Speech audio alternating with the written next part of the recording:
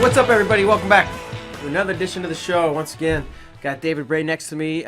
Exciting day here at Flow. We got the toughest bracket ever dropping, about the 149-pound 2008 NCAA bracket, which was nails. I believe you've seen it, David. What'd you think?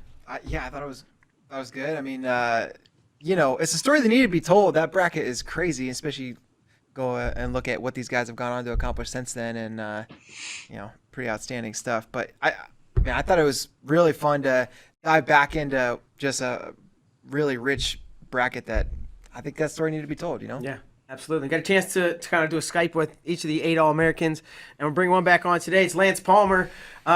He was actually 8th in that bracket, NCAA runner-up. The next 2 years later, I think 4-time All-American at Ohio State, right? Yes, sir. Sweet. Well, how's everything in your life, Lance, fight-wise? Give us an update where you're at. Well, I think they're going to get back to it this year. With COVID last year, they kind of just hit under the radar and didn't have any shows or anything like that. And with PFL's format, it's more of a season, so they didn't want to do a shortened season, and they definitely didn't want to do one-off shows. So that's kind of where we were stuck in limbo. But I think, as far as I know right now, April 23rd, the featherweights are going to be good to go for the first regular season fight. So I'm excited to get back in there. It's been over a year since my last fight right now. So by that point, it'll be about a year and 4 months. So it's a long layoff for me, but I'm just excited to get back in there and get back to it. Sure. Explain to me the layout of the season for the PFL and kind of how that goes and why having a season is important. I think the reason they wanted to do the season format was because it separates PFL from the other organizations where you can have a number 8 ranked guy just, start talking a bunch of mess and, get popular and they can build who they want and they can kind of just make whatever title fight they want. Where PFL, you have 2 regular season fights, and there's a point system based off of finishes, what round you finish, or winning a decision. And the top 8 of the last 2 seasons, at least, the top 8 people from those 2 regular season fights would go into a bracket 1 through 8, just like a wrestling bracket, and you win your way into the finals, and then you fight the final fight on New Year's Eve. And that fight was where if you win, you get the $1 million check, the belt, and you're the champ of that season. So it's pretty cool. It's a pretty prestigious thing at the end of the year to go through it, and for myself to be able to win it 2018 and 2019 was pretty cool because the second season you know what to expect. The first season you go into the playoffs, which is 2 fights in one night. You fight the quarterfinal. And then you fight the semifinal, both in the same evening, which are only an hour or 2 apart. So learning that as I guess you could say, freshman in 2018, when it was the first season, nobody really knew what to expect. We knew we were going to fight twice if we win the first one, but you don't know who you're going to fight. It's one of 2 people. So you just focus on that first fight. And I use it as like a wrestling tournament. You focus on the first match. If you try to focus on the finals, you're most likely never going to get there. Man, that's back like in the early UFC in the mid 90s, they were doing tournaments. Like in a day, and Bellator was doing tournaments, but next fight's weeks later. What was that experience like? How much damage in 18 or 19? How much did your first, or I guess, quarterfinal go? And talk about that going into the second fight. Were you banged up at all? And I don't know. You don't do that a lot. Fight 2 MMA fights one day. Yeah, it's kind of crazy, and the reason why it separates things is because that mentality is usually only made either from a jiu-jitsu style fighter or a wrestling style fighter, because we're used to being in a tournament structure. I mean, I remember wrestling at Fargo, and I hardly trained freestyle and Greco, to be honest, but I would go every year.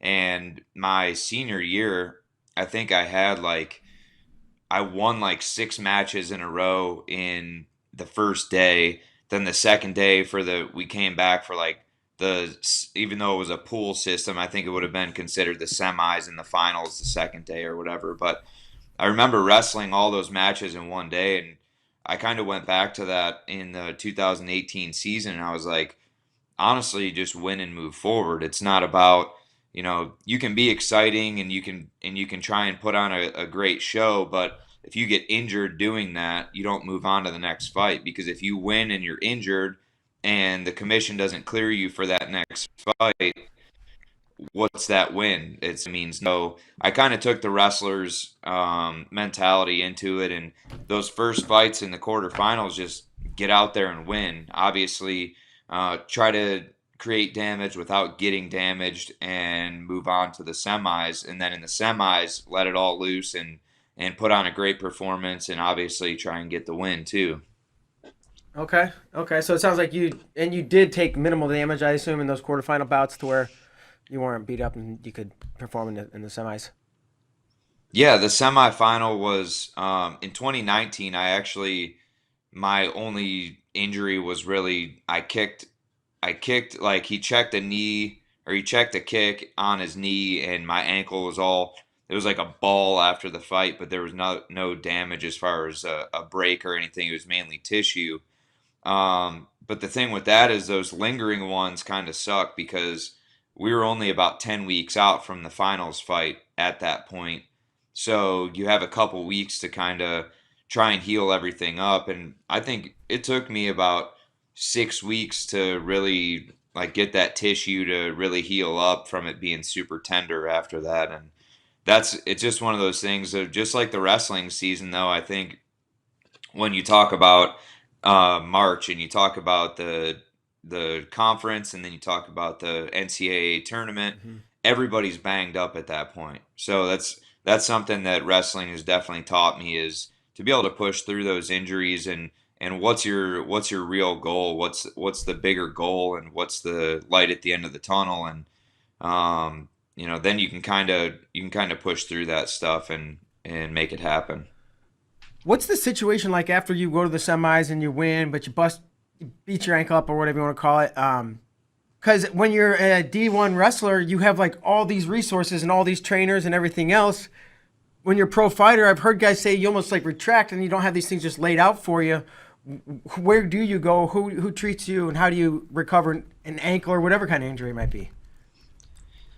Well, when it comes to fighting, you're not really. I mean, you have your health insurance, and if you get injured in a fight, you have that coverage from the organization usually. But as far as actual recovery goes, it was mainly me paying out of pocket to like go to cryo and have my ankle and my shin worked on, and basically just do whatever it took to get it back to normal, because that was the nice thing at Ohio State. If I had an injury, I'd come in on Monday morning and see the trainer and get worked on, or get stimulation or whatever it needed to be to get back in the room as fast as possible. Where they're right. I mean, MMA is definitely not at that level where you have a whole team of people around you. You have to kind of build that yourself, and pay out of your own pocket to bring that team of people. And so it's good that I have a good team of people around me, but it's also, I had to do that myself. I had to bring those people in and kind of do that myself to get healthy. Good thing you won that $1,000,000. Yeah. So Don't tell the government. secret safe. So you win in 18, you win in 19. You're assumingly looking to win in 20, and then what happened with the world happened. What was your life? Did you train just as much? Did you just stop? Did you go a little bit? Like, I assume you weren't going full steam the whole time because you burned out with nothing to look forward to, or I guess I don't know. How did it go for you the last year or so? Yeah, it was. Well, I own a landscape and snow removal business, so we were kind of getting into spring with busy season of, mulch, plants, hardscapes, just that on that side of my life. I was working on all that, and at the time because even after the pandemic first hit in March, we were still slated to fight, and my fight was supposed to be May 21st.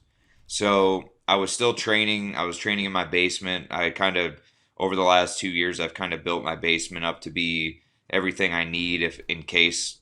I mean, I just got lucky with that. Yeah, exactly. It was just like it was kind of my little war room down there, and I had wrestling mats and treadmill and bike and weights and sauna and everything down there and heavy bags. So I just started training in the basement and doing my thing and started my diet. And then we found out like the beginning of May that PFL was going to decide not to have that fight, but they were going to see how the rest of the rest of the summer went and see if anything had happened. And they kind of put us on hold, but I wasn't really expecting not to fight the entire year.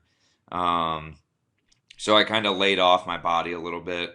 I would still train. I would still lift with one of my buddies who used to play football in college, and he lives close by, so we would just work out in the basement and kind of stay in shape. And after I was still doing my outside work though, because we were technically essential business being a landscape company, because you're outside and you're not really in a position where you're in close contact with other people. So that was a blessing in disguise of being able to kind of keep a little bit of income with that. But I was still wanted to fight. I mean, you lose a whole year of your, I guess, competitive career because you're not getting any younger. And the older you get, the wiser you get. And I was kind of like, at this point, there's only a couple more years that I want to compete at this level and beat my body up. So I kind of took a step back, and it was really frustrating because it's something that I'm not in control of. And I like to, for me, I'm a control person. I like to kind of be in control of everything that I can control.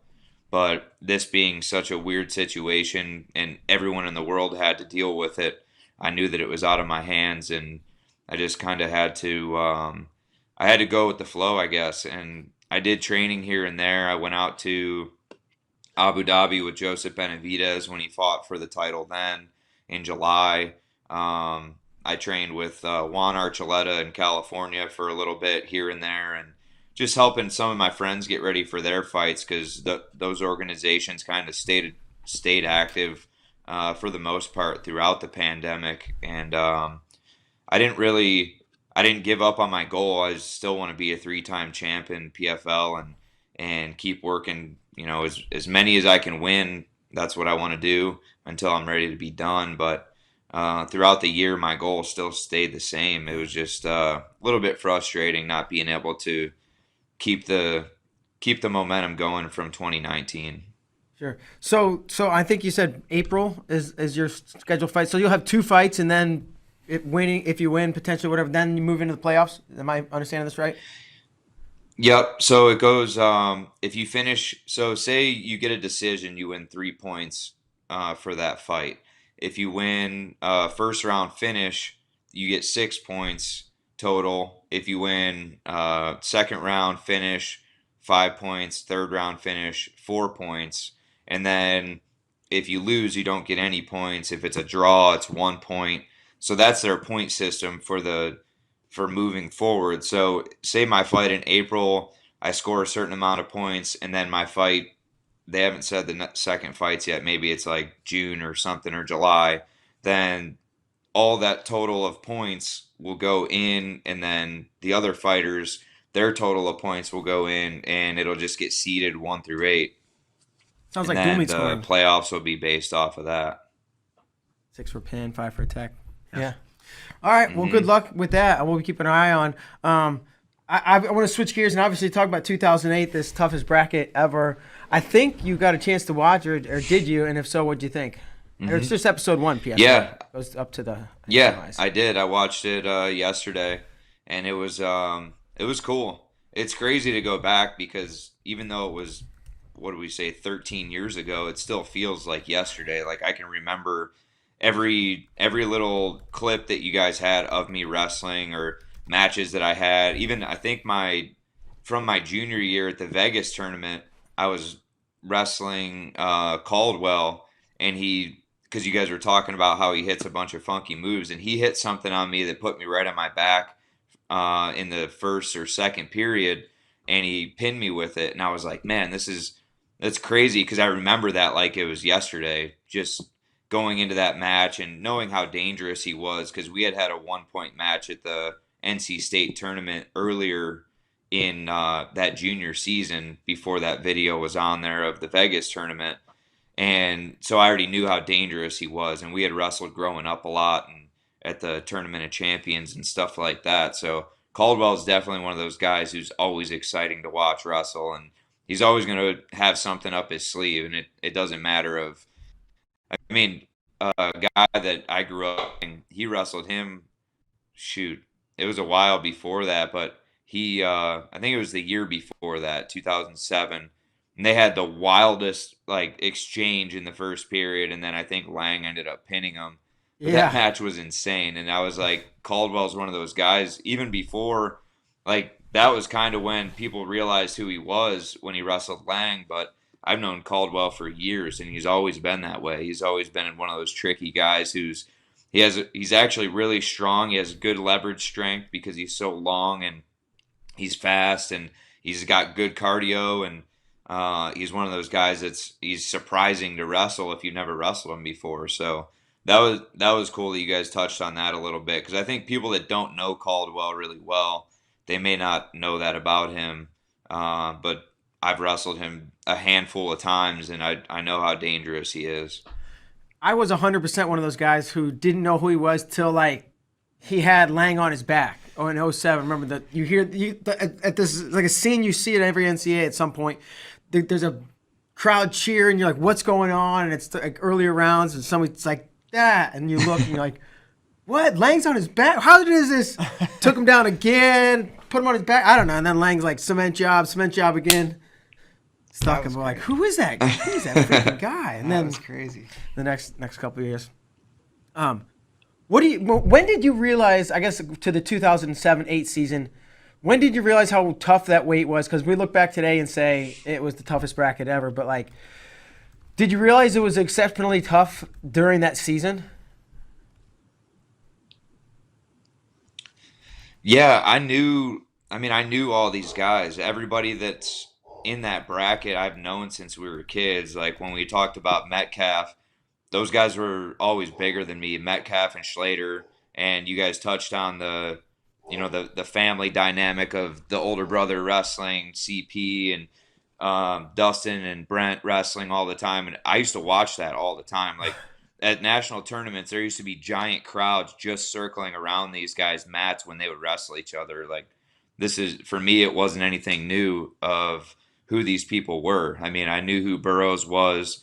And this was kind of as Burroughs was just starting to make a name for himself and kind of get into his own as a wrestler because I wrestled him at the Vegas tournament and we went 1-1 in that tournament. We ended up wrestling twice because I lost to O'Connor in the semis after I beat Burroughs, and then we wrestled for third and fourth again. So I'd already known Burroughs was tough, and he was on my side of the bracket for the semifinal. And when you guys when we talked before, we were talking about the singlet grab at the end of that match, and just the way that I envisioned the match with Metcalf going in the quarterfinals. There were so many weird things that happened in that match just that were strange to me. Like there was a headgear pull from the bottom where he got the escape and the takedown, and the ref either didn't see it or whatever. Obviously, back then there was no replay, but there was a lot of just weird things that went on, and fair play to him. He did what he had to do to win the match, and that's what you do at that level. Anything can happen. So it was winning that match would have put me up against a guy who I was already 1-1 against. And that yesterday watching it, I was like, man, that's crazy because that one takedown changes the dynamic of that entire tournament because that puts Metcalf in the Wrestlebacks. That puts me in the semis against Burroughs, a guy who I've already beat that year. So I already know what I need to do to win. And then obviously Bubba made it to the finals, and I had beaten Bubba. I don't know if I think we did wrestle that year a couple times. I actually injury defaulted to him in the 5th and 6th place match at Big Tens. But but I had beat him at national duels earlier that year. So I already had played out in my head of, what would happen if I walked my way through this tournament. And I didn't have the best seed because I did have some up and downs in the season. And I lost to some guys I shouldn't have, but I also beat some guys that other people thought I shouldn't have, because I pinned Schlater in the second period at Minnesota that year in the dual meet. And it was the very last match of the duel, and we were getting smoked by Minnesota. But when I pinned him, our entire bench went crazy like we just won the national tournament. And it was like that was a cool experience for me. Good win over Bubba at national duels. Like there was a lot of good that happened that year, but to be able to put together the perfect tournament for that bracket was, it just didn't transpire for me. And I mean, it was a legit bracket. There's no doubt about it. There's a lot of people arguing other weights or other years and this and that, but I mean, if you just look at the accolades and look at the way that it played out, I mean, that tournament probably could have had a couple different. I mean, if you did it 3 weekends in a row, you may have different champs. You may have a whole different setup of different All-Americans. It was legit. I think you probably would have a different setup if you did it 3 weeks in a row, 3 days in a row, or like if a ref would have been in a different position to see whatever headgear, singlet. But you caught me off guard when we were doing that interview last time. Like, yeah, I couldn't get around. He was in my singlet and da da da da. And you kept talking. I was like, wait, what did he say? Like he was in it. What do you mean? And you kind of casually, say he was in my singlet, and I'm like, oh, no, wow. And then you see it, and you're like, we were texting the other day, and you're like, yeah, Coach Ryan was, going crazy. Just recently was getting animated or whatever about it. So did you not tell him? When did you tell somebody that this had happened? No, Tom and Heskett actually saw it because they were in that corner. Okay. Like the side that I was trying to go around to, they were in that corner and they were yelling at the ref. They could see it clear as day. And I think Heskett and Mike Zadek almost got in a fist fight in the back after that match because of that situation. And it's like, I mean, they wanted it for me as bad as I wanted it. And that was one of those things of like, obviously now it's 13 years removed, but the fact that Tom is still that, fired up about it, it just shows that they cared just as much as I cared about me winning that match and how important it was to me to get past Metcalf, to get to the semis. And I mean, what are you going to do? That's so long ago, but I had no reason. Like when Tom and I had talked about it after that match, he was like, look, he's like, you can't go back and redo it. There's, they didn't see it. They didn't catch it. There's nothing you can do about it. I mean, and I know that I've proved it that I could ride him out, and there was only like 15 seconds left. So if I do get that takedown, then what? I flatten him out and cruise on to the semifinals, and a lot of things could be different, but they're not. So that's just the way it is. So instead, you get put into the Wrestlebacks, and I got the bracket here, but I can't. What was your Wrestleback? Do you remember what your Wrestleback was like, or should I remind you here? Honestly, I don't remember. I do remember losing to Chirella. I remember after that quarterfinal match, I was like deflated as a human. I was like, man, that was my match to win. That was the match I had it. For me, that was the match I had to win a national title. And I mean, rightfully so, because Metcalf is a beast, and he was the guy to beat. And if I win that match, I know I can beat the other guys. I've already done that. And I knew that putting together a perfect tournament meant having to beat Metcalf at some point. And my sophomore, junior, and senior year, we were on the same side of the bracket. So I knew that I had to beat him to get past, getting past him would get me to the finals in my head. Like mentally, that's where I needed to be. And after that match, I went in the back, and Heskett and Tom, they're, getting me ready because I had to come back later that evening, I think, or maybe right after that to win a match to even place. And I wrestled a kid from Central Michigan, I believe it was. Yep. And we had a really tough match, and I was just in a position where I was like, really didn't want to be there anymore, but I knew that I had to win to continue to move on in the tournament. So I won that match, and then I think after that match is when I lost to Chirella, and that put me in for seventh and eighth. Yeah. Yeah. All right. As you're thinking about that tournament, you've got the singlet grab thing, which is crazy, changes the match, and then there's like almost a fight breaking out in the back between the coaching staffs. And you said you're deflated. How much, like, what kinds of things were going through your mind as you're trying to get ready to wrestle in the Wrestlebacks? Are you like flashing back to those details, those moments, or are you just thinking about your dream now not being possible? What kinds of things were going through your head? At first, I was feeling sorry for myself and trying to say like, "Oh, I grabbed my singlet. I should be in the semis. I should this." Is like all the what ifs. And then I kind of like I should have at that point I should have like slapped myself in the face and said, "Listen, that's done. Anytime you lose in a tournament, you know that first place isn't an option. Second place isn't an option unless there's a true second.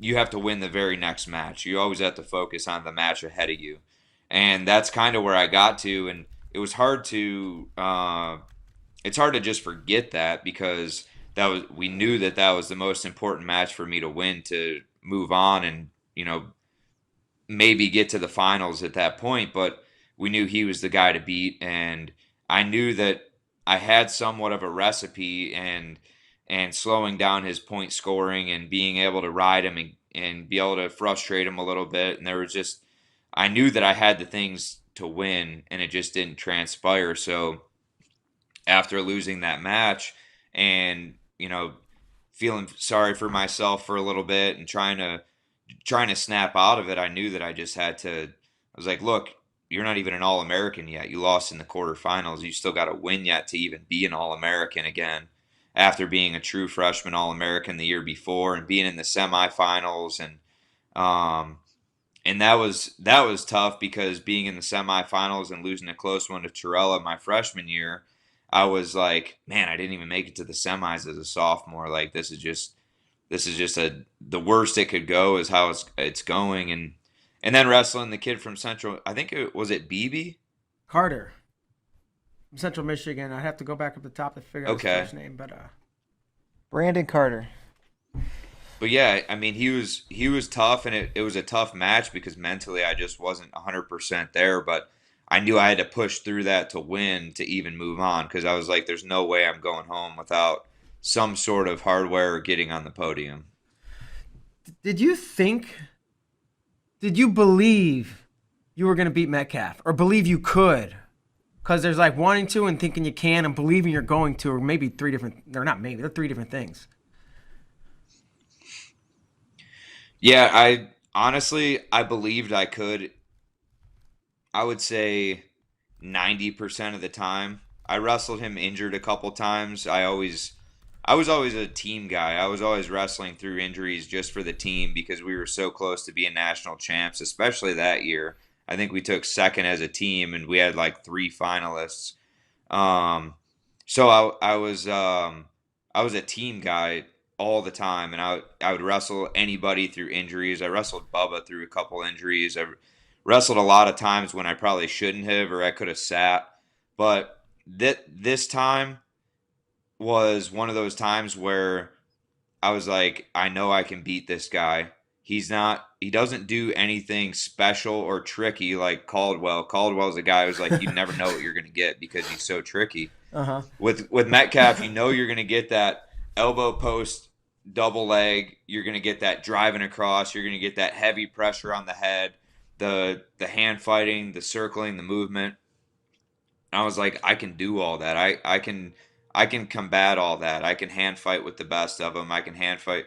I mean, at the time, Heskett was still healthy, and he was wrestling with me every day in the room, staying heavy on my head. Different style of wrestler, but Heskett was doing a really good job of pushing me every day. And it was at that point in that match where when I didn't get that takedown, I was like, man, this is like That's why I was so deflated, because I really believed in that match I could beat him.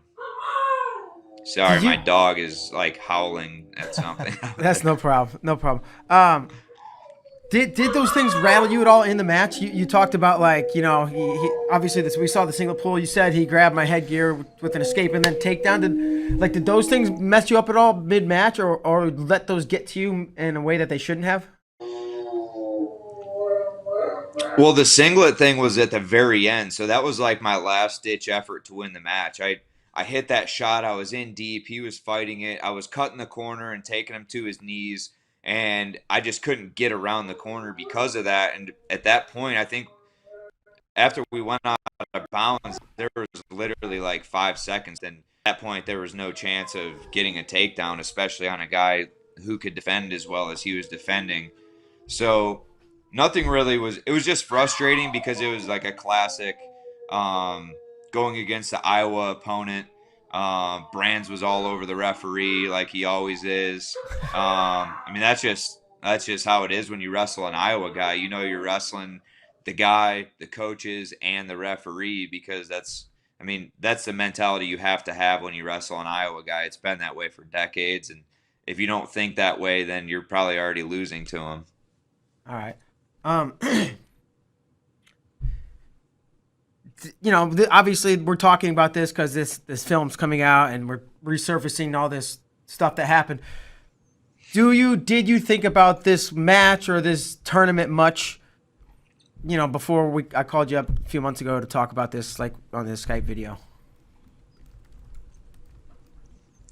Not really, honestly. I was, I never won a national title, but I was a finalist as a senior, and I lost a close one to Brent in the finals there too. And I was kind of obviously not happy with the way the career ended for me as being a runner-up, even though I was a four-time All-American and Big Ten champ, and I had a lot of wins over multiple national champions. But I think that was the fire that helped me move on and still want to compete, and it ended up being in MMA. And I guess I can kind of be content with that, because you can't really go back and redo anything. But I knew I put the work in.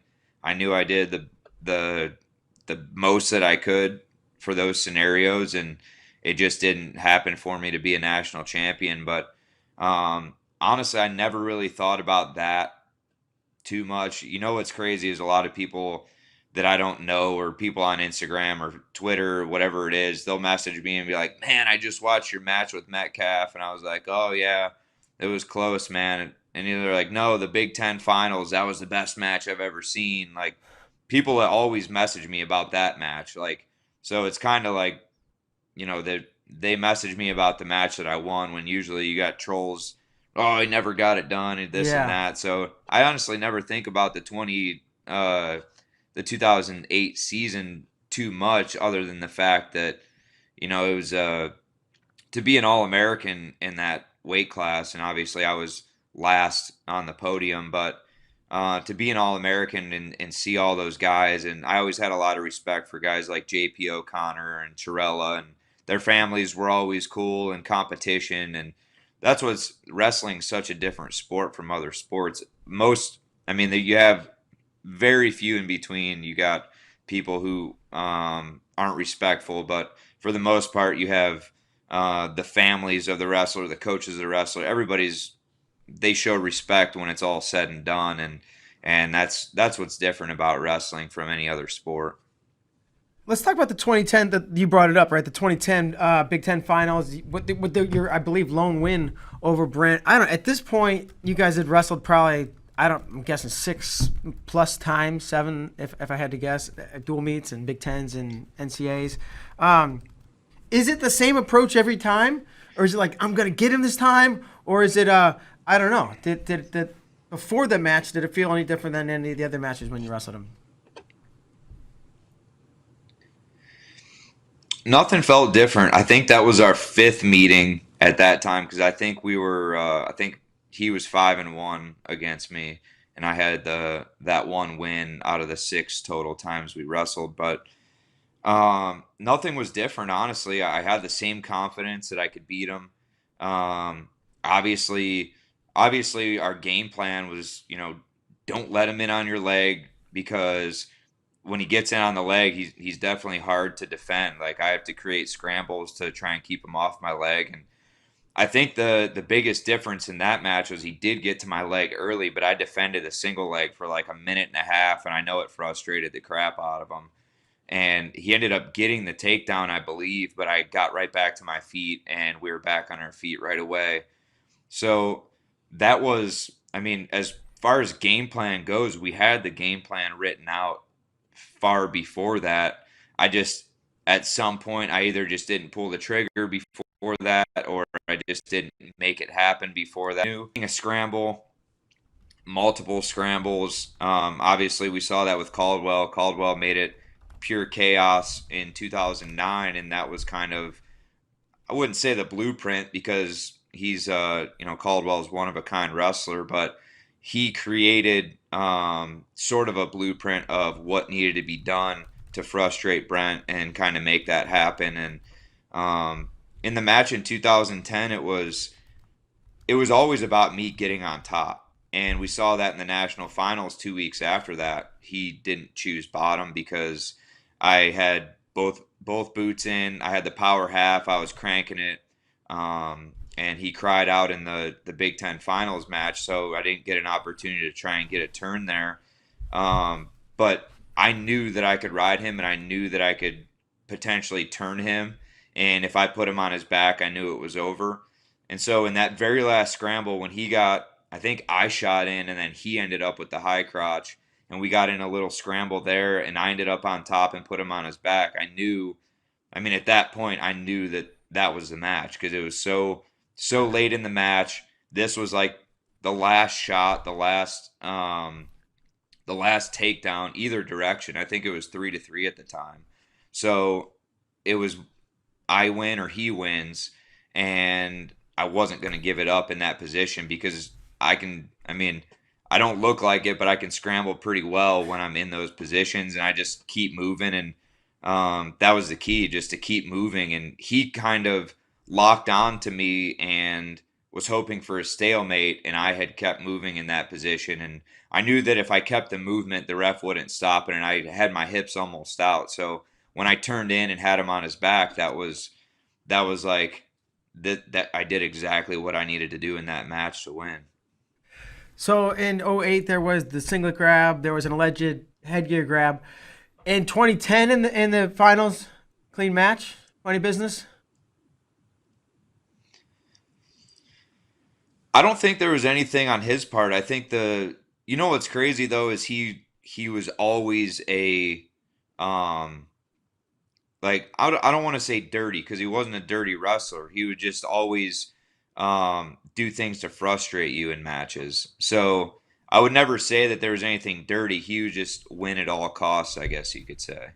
So in the 2010 match at Big Tens, there was something weird with he was in on my legs, but I had escaped or something, or locking hands at the edge of the mat, and they ended up giving. There was a point given, but I don't remember if it was a locking hands point or if it was an escape point. And the way that it ended up going back to the middle was just one of those things where I quickly thought to myself, like, oh, here we go again. There's some like weird little point or something that's going to decide the match. And I think because it was close to riding time at that point for him, and it was early in the match, I believe. So I'm pretty sure I was trying to escape, and he locked hands on the legs somehow at the edge of the mat. But then they ended up giving me a point instead of the escape. But then I ended up escaping after he had riding time. So I didn't break the riding time back down until the next period. But that was the only point in that match where I was like, oh crap, here we go. Yeah. All right. And it's not that uncommon to hear you describe Brandon. It's not dirty, but like do what it takes, right? And I think a lot of people, Mm-hmm. he had a reputation for what it was. And I don't know. Do you know Brett today? Have you seen the film we did on him? Because he seems like not a different person, but like let this persona kind of go maybe. I don't know. I did see that, and I don't have anything against him at all. It was purely competition. I respect his mentality and everything that he brought to the table, and it was awesome to be able to compete against him and have somebody like that. There's a lot of people that changed weight classes just because they had given up on trying to beat him. I Yeah. mean, there's so many guys who went up to 57 and ended up being, national finalists, national champs, or guys who cut down to 41. And people ask me all the time, why didn't you go to a different weight? You probably could have won a national title, but 149 was my weight class. I was probably too big to cut to 41 and be healthy and feel good and probably to wrestle at 57. And I felt that I could beat him. I mean, it really wasn't a thing of, you know, that's just a mentality that I've always been ingrained with through my dad from training is like, you don't run from anybody. You either beat him or you can't. And I felt that I could beat him. And I mean, I got one in, but I didn't get it when it counted. So, but I never had anything against him as far as like, oh, he's a dickhead or whatever it might be. He was always very respectful outside of wrestling, Sure. and I kind of see that now. I follow him on social media, and I respect the guy. I like what he's doing as a coach. He's coaching with Dresser over there, and um, he's a family man. He's a hunter. He's just a normal guy. I think a lot of people tried to make him out to be like this bad guy or somebody who's just dirty and tough and whatever it is, but his family was always super respectful to my family, especially after 2010 in the finals. Had a couple words with his dad, and my dad had a couple words with his dad, and that's wrestling. Like I said before, that's the community, and people from the outside may not see that about him, but he was never a bad guy to me. It was just competition. And there's one point in this film where you're in NCAs, maybe like in the tunnel getting interviewed, and they're like, I forget what the question was, but you're like, I think everybody's scared of him. They're intimidated in it, and I'm not. That's why I think I can beat him. I don't know if everybody else was intimidated. Why weren't you? Or why didn't it seem like this fear thing? Why didn't that get you? I think the main thing that made me, I mean, I'm not scared of anybody anyways, so why be scared of this person that I think it was everybody talked him up to be like this giant, but just a human being. Like that's like trying to make somebody, you know, seem like they're superhuman and nothing can touch them, and that's just not the way it is in the real world. So that was always things. Obviously, I had doubts in competition, but I've never thought anybody was like above me or something like that. So I would never wrestle anybody, or even since a little kid, I was never somebody who took a back seat. My dad always called it like, don't take a back seat to this guy just because of this or that. And that always stuck with me because even if you're the underdog or you're not supposed to win or whatever, it's really all about your belief system. If you put in the right amount of work and the right amount of time, and um, there's some delusional people who really think they're the best and they don't put the work in, or they just say it because they want to hear themselves talk. But I really felt that I could beat them, and I really didn't feel that. Um, I didn't feel that there was like a superhuman status about him. I just felt that he was another competitor and he was really good, and he was somebody that he was the guy to beat because he had been beating all these people in great fashion.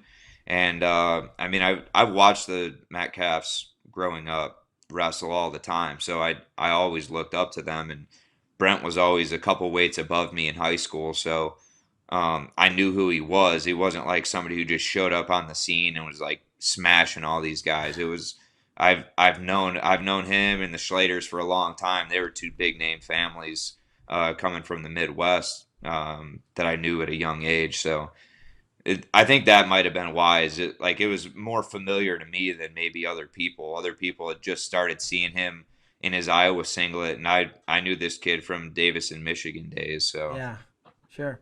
All right, and kind of last thing as we get down on the wire here, you're having success in MMA, a good amount.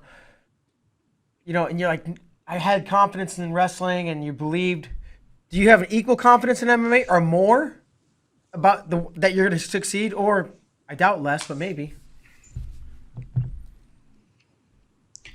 I think it's a little different in MMA because you can have all the confidence in the world and get clipped in the very beginning of your fight and it's over. So it's a whole different mentality. But I do my confidence level is very high. I feel like I'm the best featherweight in the world, and regardless of what organization I'm in, if they put me with who the media and the people consider the top guys at featherweight, I feel like I'd fare very well, and I feel like I'd be on the top of the heap.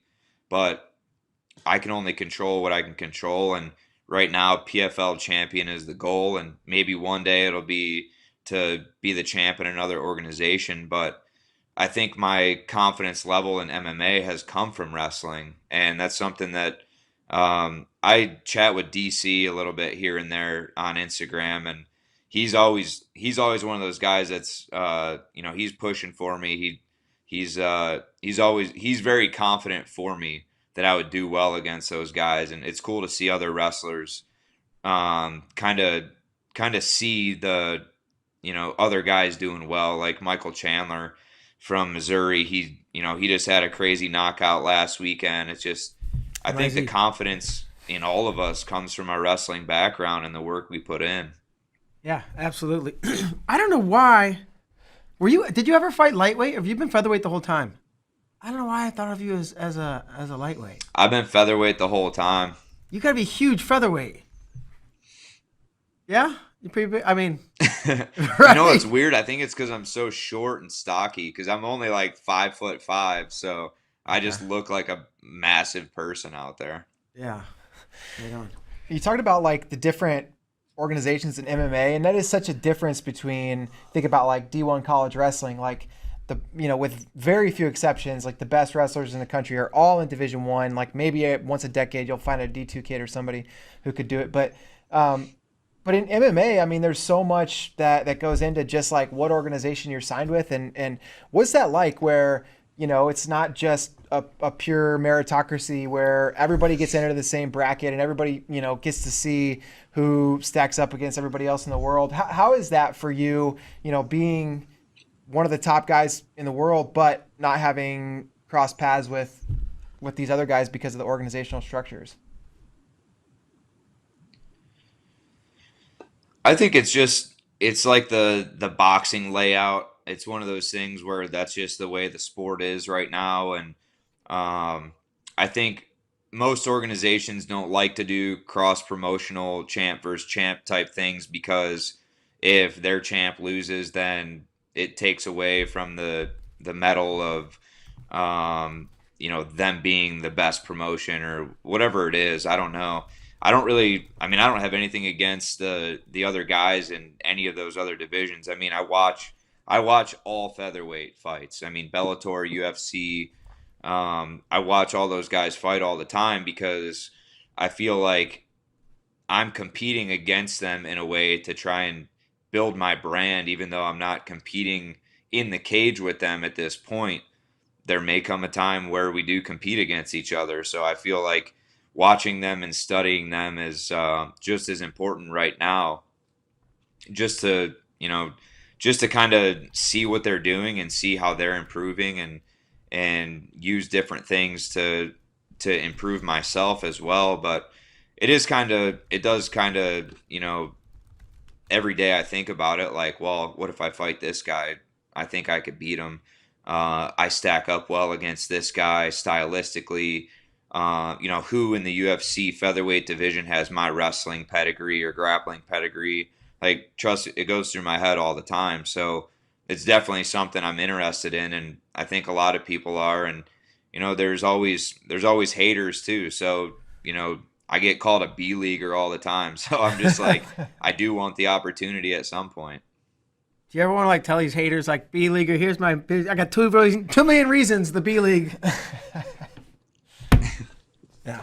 You know what's funny though is like those they don't care. They just do it to get a reaction. Like Yeah. I got them both sitting right here. It's like I don't really care about what people say because I've earned what I have and I love what I do. So I mean this is just the opportunity I was put in. It's like I was an RFA champion back in 2013, I believe it was. And the UFC at that point was like, his style's kind of boring. We don't really want him at this point. And then World Series of Fighting gave me a short notice fight on like 3 weeks notice.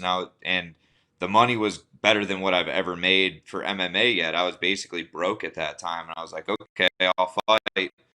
And then I was with World Series, I was champ there, and it turned into PFL, and now we're here. So the path is very different, and there's like Chandler took the Bellator route for a decade, and now he's going to be he's probably a top 3 guy in the UFC right now. So things always happen for a reason, and maybe this is my path, and maybe maybe I'll cross over at some point, but I never really think about it. I'm just focused on winning that 3rd season, and if I have to, I'm going to give Bubba the business this year. So we'll see.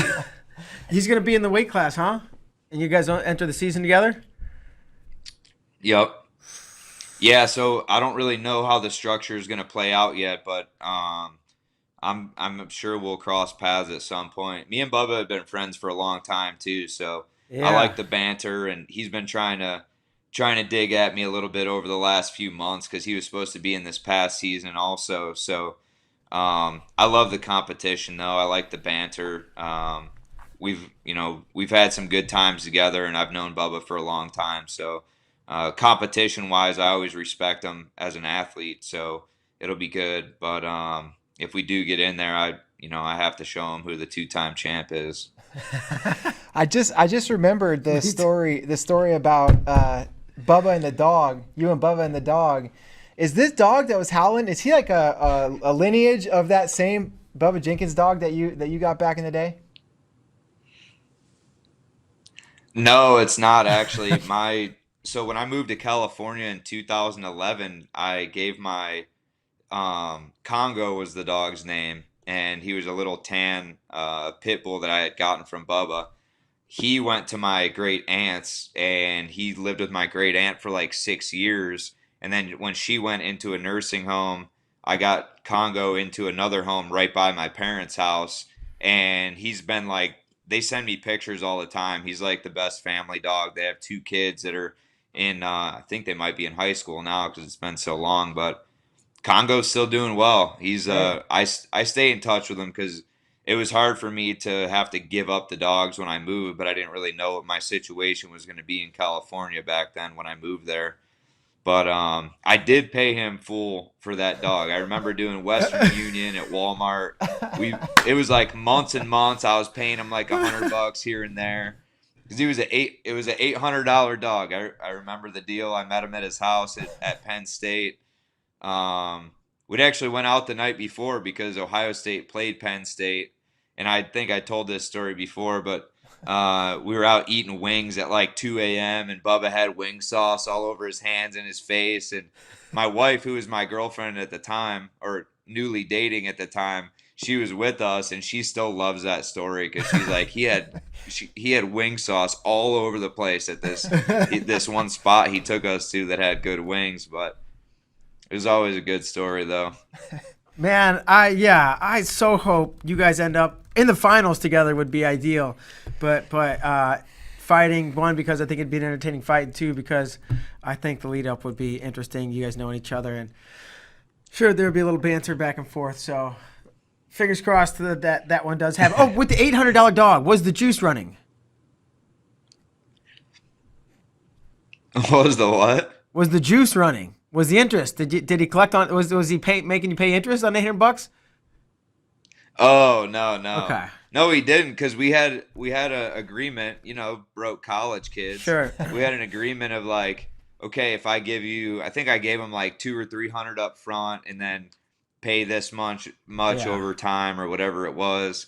So he was cool about it. Congo. We worked it out and figured it out. But I remember he said something about me not paying the rest of it up, but I did. So maybe he just forgot. We'll have to get you both on at the same time one time and square that away. But I think that's pretty much going to do it for the show. We're just right to the end of the line. But any parting words before we let you get going, Lance? Nothing. I just appreciate you guys having me on, and looking forward to seeing all these episodes and watching the watching the rest of it and getting people's reactions out of it. I'm sure there's going to be a bunch of haters talking about the singlet grab, saying, "Oh, you're just sore losers." Like, nah, it was 13 years ago. I'm cool with the results. I'm happy with where I'm at in life, and this was just awesome opportunity to be able to go back through the 2008 season A bracket. It brings back a lot of memories. Cool. Lance, appreciate the time. As always, best of luck to you in April. Thank you. I appreciate it, guys. You bet, Thanks, man. Lance. Have a great day. All right, man. Good talks here. We all knew about the singlet. I guess there's a headgear deal too. I'm gonna as soon as we get done with this, You I'm gotta gonna go watch look the at that and check out Lance. Seems like things are going fine. Rock outside landscape business on top of doing very well in the MMA world. So Yeah. And the thing he said that like stuck with me is about how, if one thing goes different, that whole bracket could be, and that's could have been the case in a few different matches. I mean, that's how tight this bracket was. That's how good everybody was. I hope people watch the film. It's pretty cool. Me too. It's out now. You can check it out. Meant to before he got off. Whatever. Meant to congratulate him. He'll be a dad in like 3 weeks. So cool thing there, Lance. But all right. On that note, that's going to do it for David Bray. I'm Mark Bader. Today's Wednesday. We'll see you guys next week. Thanks.